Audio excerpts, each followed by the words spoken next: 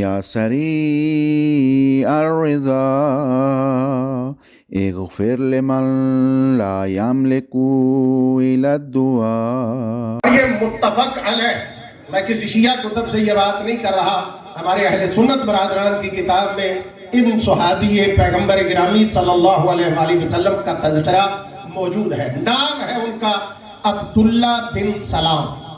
واہ واہ جی یہ صحابی ہے پیغمبر گرامی صلی اللہ علیہ وآلہ وسلم. یہ چند دن پیغمبر گرامی کے پاس نہیں آئے، دربار رسالت میں حاضر نہیں ہو سکے. تو سب کے لیے پیغام ہے، چونکہ یہ تیسری مجلس ہے تقریباً جس میں بار بار کہہ رہا ہوں کہ والدین کی وجہ سے جنت میں جائیں گے، والدین کے منکر سیدھے جہنم میں جائیں گے. گستاخ والدین کا کوئی ایسا اور عمل قبول ہی نہیں ہوگا اگر وہ والدین کے گستاخ ہیں تو وہ سیدھے جہنم میں جائیں گے. یہ عبداللہ بن سلام جب نہیں آئے تو پیغمبر گرامی صلی اللہ علیہ وآلہ وسلم نے اپنے پیارے صحابہ سے پوچھا. پیغمبر فرماتے ہیں میرے پیارے صحابیوں بتاؤ تو صحیح وہ عبداللہ کہاں ہے. ہم تو پوچھتے ہی نہیں نا، جڑا مر گیا بعد خبر لگی تو پھر ٹھیک ہے جی چلو کام مکا. لیکن پیغمبر گرامی صلی اللہ علیہ وآلہ وسلم کی سیرت ایسی نہیں تھی، ان کے صحابہ کی بھی سیرت ایسی نہیں تھی، ان کی آل کی بھی سیرت ایسی نہیں تھی. صحابہ نے بتایا کہ یا رسول اللہ وہ بہت سخت بیمار ہے. پیغمبر فرماتے ہیں چلو یہیں سے سیدھے اس کے گھر اس کی تیمارداری کے لیے چلتے ہیں. دیکھیے کتنا بڑا ثواب ہے، کسی کی تیمارداری کرنے کا بہت بڑا اجر ہے. اب جب وہاں پہ پہنچے، دستک دی، دروازہ کھلا، پیغمبر گرامی صلی اللہ علیہ وآلہ وسلم نے پوچھا کہ کدھر ہے عبداللہ. وہ سیدھے وہاں پہ لے گئے جہاں پہ حضرت عبداللہ بن سلام جو ہے وہ بستر بیماری پہ پڑے ہوئے تھے اور ان کی سانسیں رک رہی تھی، چل رہی تھی، قریب المرگ تھے. بات بڑی اہم ہے. بسم اللہ بسم اللہ.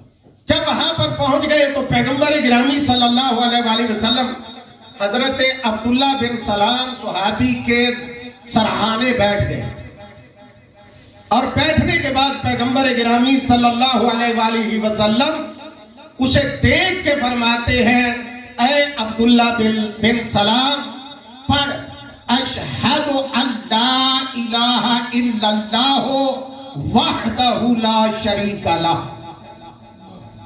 بسم اللہ. پیغمبر نے کیا پڑھایا؟ ہم تو آخری وقت بھی ابا جی بڑے پوچھنے اور فلانی زمین کتے نات کیتی جے، گھر کتے نات جے، پیسے کنے کفے نے کتے کتے دبے جے. حکم شریعت یہ ہے کہ مرنے والے کے پاس بیٹھ کے اسے شہادتین جو ہے وہ دہراتے رہو. سبحان اللہ. بسم اللہ. اب جب پیغمبر گرامی نے فرمایا کہ پڑھ اشہد ان لا الہ الا اللہ وحدہ لا شریک لہ، وہ نہیں پڑھ سکا. صحابی ہے پیغمبر کا. پیغمبر نے دوسری مرتبہ پھر فرمایا پڑھو اشہد ان لا الہ الا اللہ وحدہ لا شریک لہ. دوسری مرتبہ بھی جب پیغمبر نے فرمایا نہیں پڑھا. تیسری مرتبہ پھر پیغمبر نے فرمایا عبداللہ پڑھ اشہد ان لا الہ الا اللہ وحدہ لا شریک لہ. پھر نہیں پڑھا. صرف ایک سوال ہے آپ کی خدمت میں، یہ کون کہہ رہے تھے کہ عبداللہ پڑھ؟ اللہ اکبر اللہ اکبر. وہ رسول فرما رہے ہیں کہ جن کے ہاتھوں پہ کنکریاں بھی آ کے کلام کرنا شروع کر دیتی ہیں. وہ پیغمبر فرما رہے ہیں کہ جن کے بارے میں عیسائی قرآن آپ کا بول کے کہتا ہے کہ جب مباہلہ پہ پیغمبر گرامی گئے تو عیسائیوں کے راہب نے کہا کہ یہ وہ آ رہے ہیں کہ جو اگر پہاڑ کو حکم دے تو پہاڑ بھی اپنی جگہ کو چھوڑتا ہوا نظر آئے. وہ اپنے صحابی کو کہہ رہے ہیں پڑھ اشہد ان لا الہ الا اللہ وحدہ لا شریک لہ، نہیں پڑھ رہا. 3 مرتبہ کہنے کے بعد پیغمبر گرامی صلی اللہ علیہ وآلہ وسلم فرماتے ہیں عبداللہ کی زوجہ کو بلا.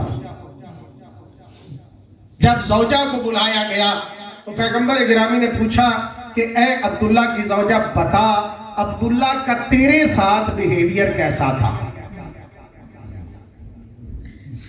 تیرے ساتھ اس کے تعلقات کیسے تھے؟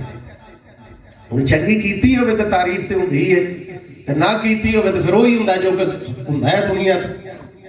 جب کہا نا کہ بتا کہ تیرے ساتھ اس کا رویہ کیسا تھا، کہنے لگی یا رسول اللہ بہت اچھا، تو نے اسے کیسے پایا؟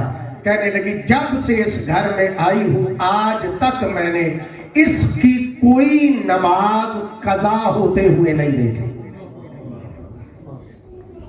زوجہ گواہی دے رہی ہے کہ اس کی کوئی نماز میں نے قضا ہوتے ہوئے نہیں دیکھی۔ پھر پیغمبر فرماتے ہیں کہ بتا باقی عزیز و اقربا کے ساتھ اس کا رویہ کیسا ہے؟ کہنے لگی یا رسول اللہ بہت اچھا، یہ یتیم پرور ہے، مسکینوں کا خیال رکھنے والا ہے، غریبوں کا خیال رکھنے والا ہے، رشتہ دار جو ہے ان تمام کے حقوق کو ادا کرتا ہے۔ پیغمبر دیکھ کے فرماتے ہیں ذرا غور کر کے بتا کیا کسی سے یہ ناراض تو نہیں تھا یا کوئی اس کے ساتھ ناراض تو نہیں تھا؟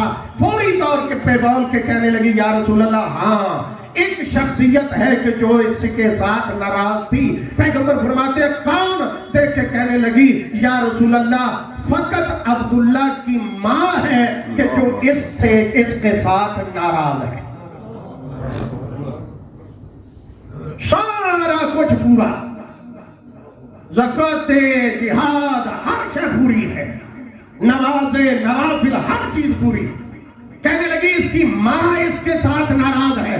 پیغمبر فرماتے ہیں جلدی سے ماں کو بلا کے لاؤ۔ جب ماں آئی تو پیغمبر گرامی عبداللہ بن سلام کی ماں کو دیکھ کے فرماتے ہیں تیرے سارے حقوق مجھ محمد مصطفیٰ کے ذمہ، سبحان اللہ، تیرے تمام حقوق مجھ محمد مصطفیٰ کے ذمہ، فقط اتنا کہنا چاہتا ہوں کہ تیرے حقوق میرے ذمہ ہیں، بس ان کے بدل میں ایسا کر کہ اپنے بیٹے کو معاف کر دے۔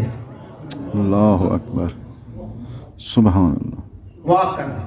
اب جو راویوں نے روایت لکھی وہ فرماتے ہیں یہ جملے جب پیغمبر گرامی نے فرمائے تو ماں دیکھ کے کہتی یا رسول اللہ آپ جیسی ہستی جس بات کا حکم دے میں ٹال سکتی ہوں، لیکن یا رسول اللہ میں آپ کے ان تمام اصحاب کو گواہ بناتی ہوں، آپ کو گواہ بنا کے کہتی ہوں کہ آج سے میں نے اپنے بیٹے کو معاف کیا۔